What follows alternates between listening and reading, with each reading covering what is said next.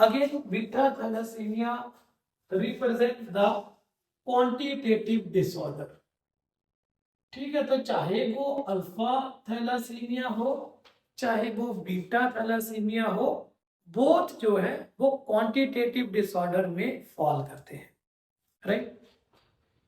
अब इसे हम लोग डिनोट करते हैं HbB से। देखिए HB का मतलब तो आप जानते हो हीमोग्लोबिन, और हीमोग्लोबिन में ये बोल रहा है कि मैं भाई बीटा चेन से कंसर्न रखता हूं, तो बीटा थैलेसीमिया को हम लोग डिनोट करते हैं haemoglobin B for beta. Alpha thalassaemia के केस में हमने पढ़ा कि जो जीन है वो दो होते हैं, राइट, और दो ही उनके अलील होंगे और वो प्रेजेंट होते थे क्रोमोसोम नंबर 16 के ऊपर। However in case of beta thalassaemia ये जो जीन है ये क्या होगा, एक है और दूसरा उसका अलील होगा। सो एक क्रोमोसोम के ऊपर एक ही जीन है और क्रोमोसोम नंबर क्या है 11, राइट। तो यहां पर डिफरेंस क्या आता है कि जब आप अल्फा पढ़ रहे थे बच्चे, तो अल्फा के टाइम पर हमने बोला था कि दो जीन होते हैं एक क्रोमोसोम के ऊपर, राइट, तो उसके होमोलोगस के ऊपर भी दो होंगे, ऑब्वियसली बात है, हम उसे अलील कहेंगे। लेकिन बीटा के केस में it is the only one gene which is present on a single chromosome, that is chromosome number 11, और उसकी अलील जो है वो होमोलोगस क्रोमोसोम के ऊपर प्रेजेंट होगी।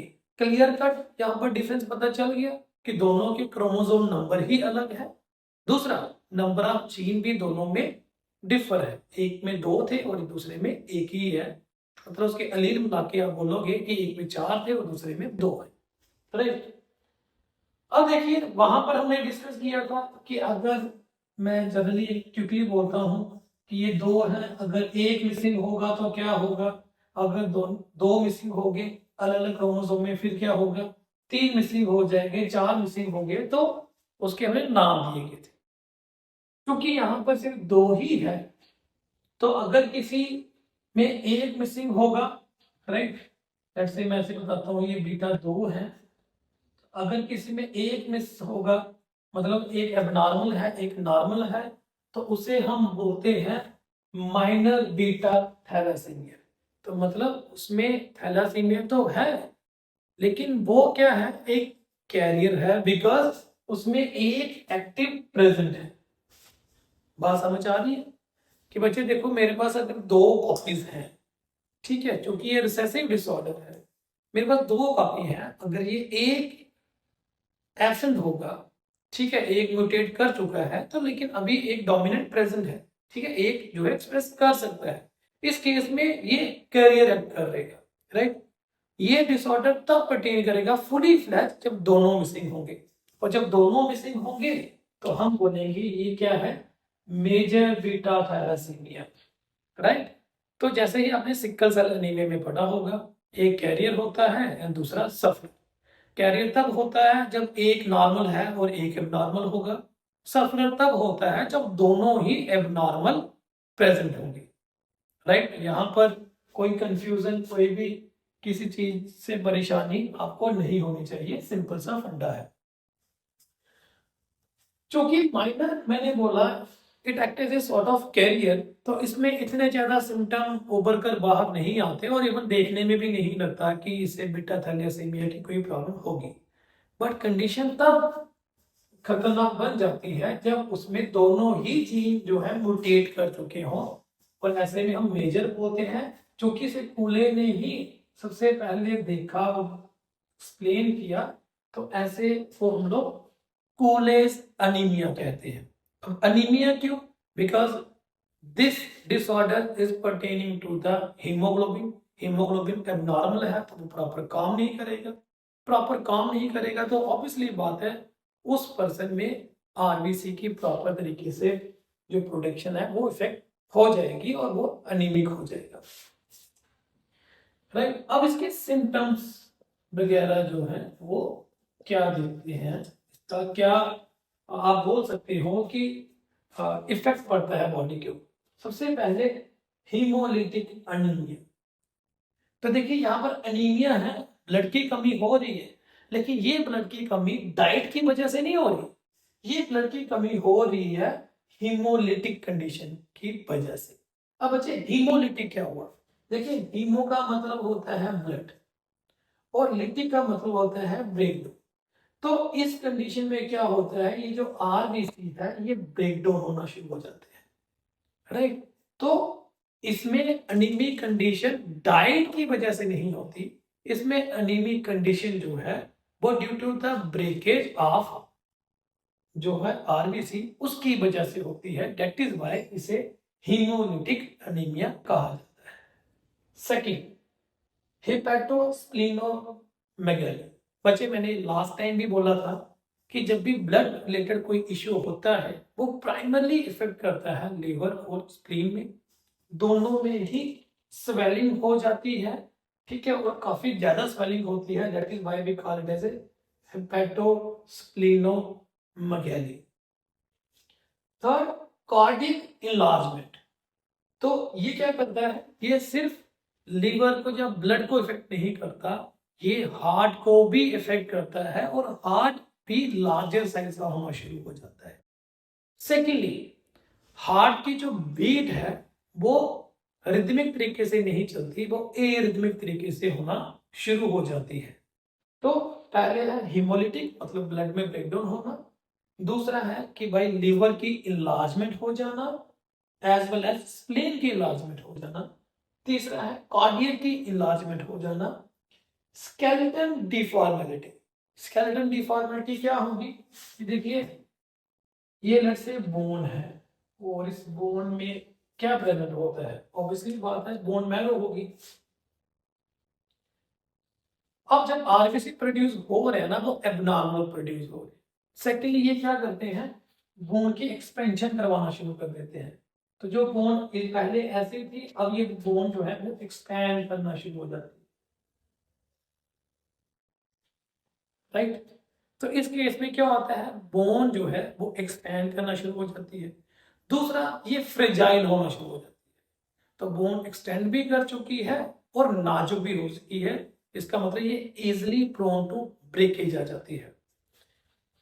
सो होपफुली आपको इसका पता चला होगा। स्केलेटन डिफॉर्मिटी में क्या है, मोस्टली ये जॉ बोन, फेस की बोन जो है और बॉडी के अदर बोन्स को इम्पैक्ट करता है in case of beta thalassaemia. फिर मैंने ये दिखाया कि कैसे इसका इनहेरिटेंस पैटर्न होता है। हाँ, इनहेरिटेंस पैटर्न से पहले मैं ये बता देता हूँ कि हीमोलिटिक एनीमिया हो रहा है तो ऑब्वियसली बात है कि हमारे पास प्राइमरी कंडीशन क्या होती है, पेशेंट को बचाना है, तो जो सफरर होता है उसे मोस्टली ब्लड ट्रांसफ्यूजन के ऊपर डिपेंड रहना पड़ता है। या फिर आपको पता होगा कि जो भी पेशेंट अनीमिक होता है हम उसे आयरन की टैबलेट देते हैं, आयरन की टैबलेट दी जाती है सो डैट आरबीसी ज्यादा से ज्यादा प्रोड्यूस हो और कोप अप करे बॉडी की रिक्वायरमेंट को, जिसकी वजह से बॉडी के अंदर क्या हो जाता है, आयरन ओवरलोड हो जाता है।